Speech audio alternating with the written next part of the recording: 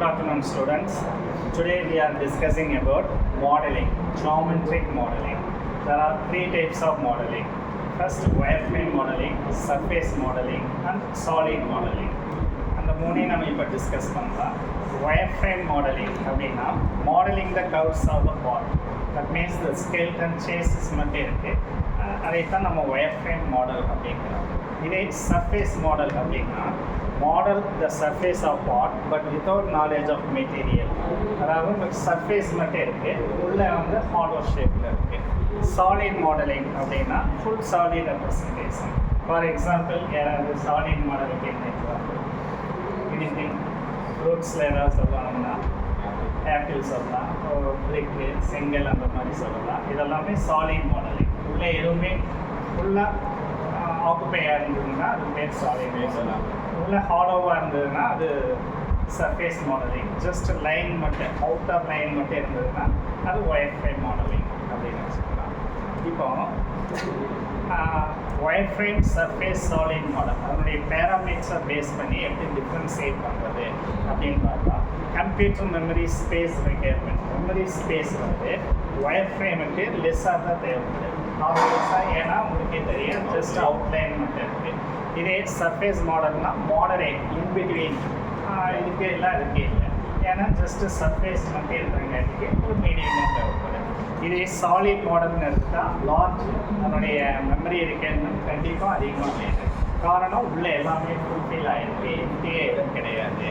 Entities used அந்த primitives எந்தெந்த tool use பண்ணுறது அப்படிங்கிறது.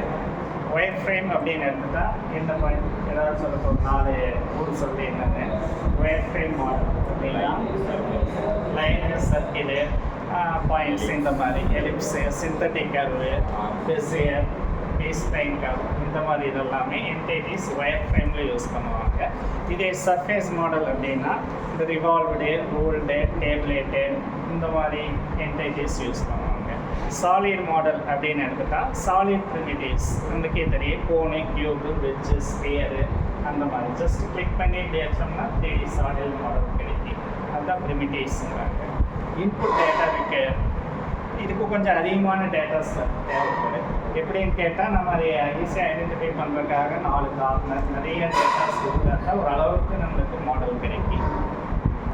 பட் சாலிட் மாடலுக்கு அப்படி இல்லை, ஜஸ்ட் அந்த பெஞ்சை கிளிக் பண்ணி பண்ணால் டக்குன்னு நம்மளுக்கு எந்த விதமான எஃபோர்ட்டும் இல்லாமையே ஒரு ஷேப் எந்த மாதிரி இருக்குதுன்னு 100% தெளிவாக பண்ணோம்னா சாலிடில் டக்குன்னு கொடுத்து கிளிக் பண்ணி ஒரு ரெக்டாங்கிள் கிளிக் பண்ணி கொடுத்தீங்கன்னா உங்களுக்கு 3D ரெக்டாங்கிளாக கிடச்சிடும். பட் இதில் பண்ணோம்னா அப்படி இல்லை, எவ்வளோ சிரமப்படுவாங்க, எல்லாம் அவுட்லைன் எல்லாம் போட்டு சிரமப்படுவாங்க. Automatic orthographic perspective isometric view generation அப்படிங்கிறது இதில் இம்பாசிபிள், இதில் இம்பாசிபிள், இதில் possible. Orthographic view, isometric view, perspective view, realistic view, நிறையா வியூஸ் இருக்குது. அது வந்து சாலிட் மாடலில் பாசிபிள்.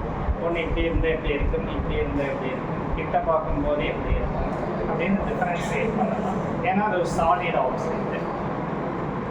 என்சி கோட் ஜென்ரேஷன் அப்படிங்கிறது நியூமரிக்கல் கோட் ஜென்ரேஷனுங்கிறது ஒயர் ஃப்ரேமில் பாசிபிளாக நாட் பாசிபிளாக நாட் பாசிபிள். அதாவது பாசிபிளே கிடையாது, ஏன்னா ஜஸ்ட் ஒயர் ஃப்ரேம் மாடலில் லாஜிக்காகவே பாசிபிள் கிடையாது. பட் சர்ஃபேஸ் மாடல்னால் ஆட்டோமேட்டிக் பாசிபிள், சாலிட் மாடல்லையும் automatically possible. Rendering shadow effect அப்படிங்கிறது ஒயர் ஃப்ரேமில் பாசிபிள் இல்லை ஆப்வியஸாக, ஏன்னா அதே எங்களுக்கு தெரியும் ஒயர் ஃப்ரேம் அப்படிங்கிறது. சர்ஃபேஸ் மாடலில் பாசிபிள், சாலிட்லி பாசிபிள் தான். ஏன்னா ஷேடோ அந்த நிழல் எஃபெக்ட் ஆகிட்டா நம்ம அனிமேஷன் மூவி எல்லாம் பார்க்குறோம், அப்படியே உங்களுக்கு அந்த சன்செட்னுடைய அந்த ஷேட் தெரியும், எல்லாமே உங்களுக்கு ரியலிஸ்டிக்காக இருக்குது. அதுதான் அது க்ராஸ் செக்ஷனிங் அப்படி கட் பண்ணால் உள்ளே தெரியறது அப்படிங்கிறது நாட் பாசிபிள். இதுலேயும் பாசிபிள் இல்லை, இது possible. CAM CAA models drafting, design, drafting, design, manufacturing, analysis and assembly எல்லாமே பண்ணலாம். ஜஸ்ட்டு டிராஃப்ட் பண்ணுறதோட கிடையாது, எல்லாமே possible. Calculation of physical properties such as volume, mass, moment of எனர்ஜியா இந்த மாதிரி கால்குலேட் பண்ணுறதெல்லாம் ஒயர் ஃப்ரேமில் பாசிபிள் கிடையாது. அதே சர்ஃபேஸ் மாடலில் பாசிபிள், சாலிட் மாடல்லேயும் possible. Elimination of hidden line done மேனுவலாக தான் நம்ம டெலீட் பண்ண வேண்டியது இருக்குது. ஒரு ஸ்ட்ரக்சரை நீ கொடுக்கணும்னா ஸ்கெல்டன் சேஸ் ஃப்ரேமில் கொடுக்கணும்னா சிரமம் தான், கொஞ்சம் மேனுவலாக தான் பண்ண முடியும். சாலிட் மாடலில் பாசிபிள். சாலிட் மாடலில் 2 இருக்குது, constructive solid geometry and boundary representation அப்படின்னு 2 இருக்குது. அதனுடைய கம்பேரிசன் பார்த்தீங்கன்னா டேட்டா ஸ்ட்ரக்சர் இது சிம்பிளாக இருக்குது, பவுண்டரியில் காம்ப்ளிகேட்டடாக இருக்குது. அமௌண்ட் ஆஃப் டேட்டா ஸ்மாலாக இருக்குது, பவுண்டரியில் லார்ஜாக இருக்குது. அதே மாதிரி ரீமாடிஃபிகேஷன் சிம்பிளாக பண்ணலாம், டிபெண்டிங் ஆன் த டேட்டா ஸ்ட்ரக்சரை பொறுத்து அதில் மாறும். லோக்கல் மாடிஃபிகேஷன் இது டிஃபிகல்ட்டு, பவுண்டரியில் ஈஸியாக பண்ணிக்கலாம். ஸ்பீட் ஆஃப் டிஸ்பிளே சிஎஜியில் ஸ்லோவாக இருக்குது, அதே பவுண்டரியில் ஃபாஸ்ட்டாக இருக்குது. சர்ஃபேஸ் ரெப்ரசன்டேஷன் சிஏஜியில் டிஃபிகல்ட், கன்ஸ்ட்ரக்டிவ் சாலிட் ஜியோமெட்ரியில், பவுண்டரியில் ரிலேட்டிவ்லி ஈஸி.